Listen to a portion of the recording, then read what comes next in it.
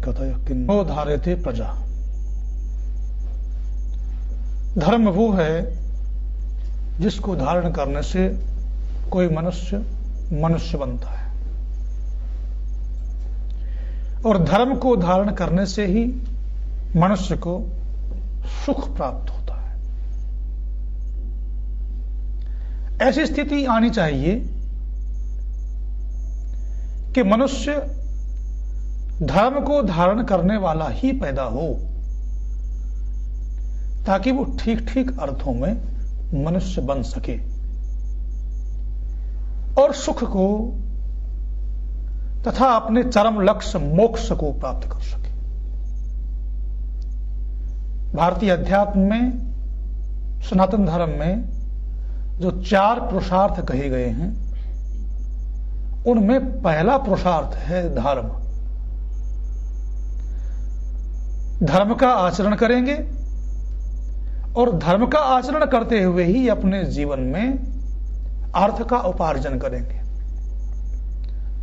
धन को कमाएंगे, धन वैभव संपत्ति से युक्त बनेंगे और धर्म का आचरण करते हुए ही अपने जीवन की जो कामनाएं हैं उनको पूरा करेंगे।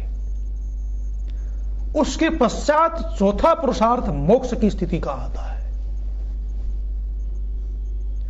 ऐसा मनुष्य पैदा किया जाए जो धर्म को अपने जीवन में धारण करे, धर्म पूर्वक अर्थ, काम और मोक्ष प्राप्त करे। ऐसा मनुष्य कैसे पैदा हो ताकि वो सच्चे अर्थों में मनुष्य बन सके। आज हमारे देश में, भारत में और दुनिया में योजनाएं बनाई जाती हैं।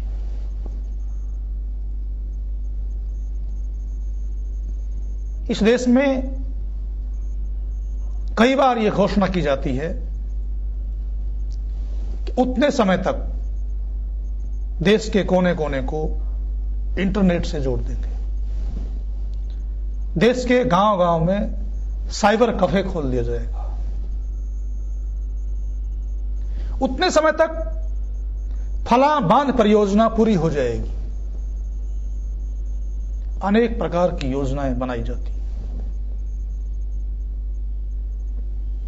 57 वर्ष आजादी को प्राप्त हुए हो गए।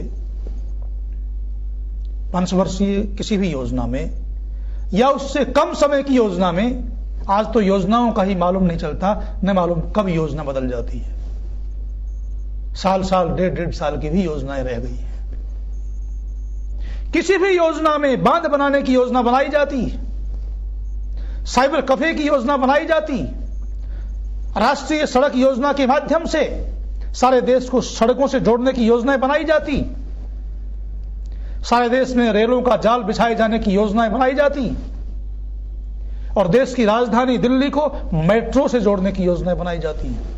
मेट्रो दिल्ली की घोषणा की जाती है। 57 वर्षों के देश की आजादी के इतिहास में, आजाद भारत के इतिहास में, इन 57 वर्षों में आज तक ऐसी कोई भी योजना नहीं बनी है कि हम इतने समय में, 5 वर्षों में, 10 वर्षों में या 20 वर्षों में देश के मनुष्यों को, देश के नागरिकों को सच्चा मनुष्य बनाएंगे, सच्चा नागरिक बनाएंगे, योग्य नागरिक बनाएंगे। आज तक किसी भी योजना में ऐसी कोई योजना नहीं बनी है कि अमुक समय तक देश के मनुष्यों को मनुष्य बना दिया जाएगा या मनुष्य बनाने का प्रयास किया जाएगा। यही कारण है कि आज मनुष्य मनुष्य नहीं बन रहा। मनुष्य दुनिया का सबसे श्रेष्ठ प्राणी है। जितने भी ग्रंथ हैं वो ये कहते हैं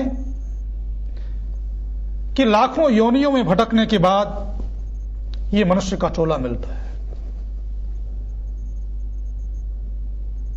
दुनिया के जितने भी प्राणी, उन सब में श्रेष्ठ योनि है ये। बड़े भाग से मानुष तन पावा, सुर दुर्लभ सब ग्रंथ ही गावा। बाबा तुलसी रामचरितमानस में ऐसा कहते। महर्षि वेदव्यास जी महाभारत में कहते हैं, गुह्य ब्रह्म तदिदम वो ब्रवीमि, न ही मानुषात श्रेष्ठ धर्म ही किंचित। मैं तुम्हें गुप्त रहस्य की बात बताता हूं कि मनुष्य से बढ़कर इस संसार में कुछ भी नहीं है।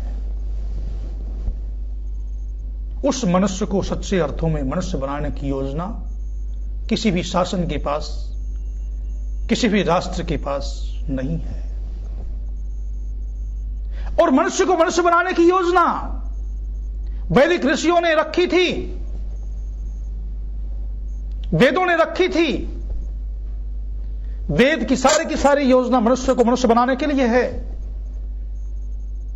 वेद ने, वैदिक ऋषियों ने संस्कारों की योजना प्रस्तुत की थी, जिससे किसी मनुष्य को मनुष्य बनाया जा सकता है। क्योंकि मनुष्य ही ऐसा प्राणी है जो सब प्राणियों से बढ़ करके है, सब प्राणियों में सर्वश्रेष्ठ योनि है। उसका कारण है, खादते मोदते नित्यम शुनका शुकरा खरा,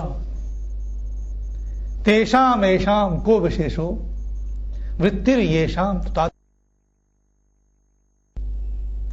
खाने पीने मनोरंजन करने में तो कुत्ते गधे आदि भी आगे रहते। ये काम तो कुत्ते गधे आदि भी करते हैं, सुअर आदि भी करते हैं।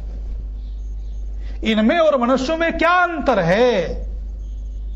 खाने पीने, सोने में, संतति पैदा करने में, वंश वृद्धि करने में और मनोरंजन करने में मनुष्यों और पशु में कोई अंतर नहीं है। तो मनुष्य सर्वश्रेष्ठ प्राणी कैसे हुआ? मनुष्य सर्वश्रेष्ठ प्राणी इसलिए है क्योंकि मनुष्य के पास कुछ विशेषताएं हैं ऐसी जो केवल मनुष्य में हैं और किसी में नहीं है। मनुष्य के पास परमपिता परमात्मा ने ऐसी देन दी है जो अन्य किसी भी प्राणी में नहीं है। पहली विशेषता, मनुष्य के पास मनन शक्ति है।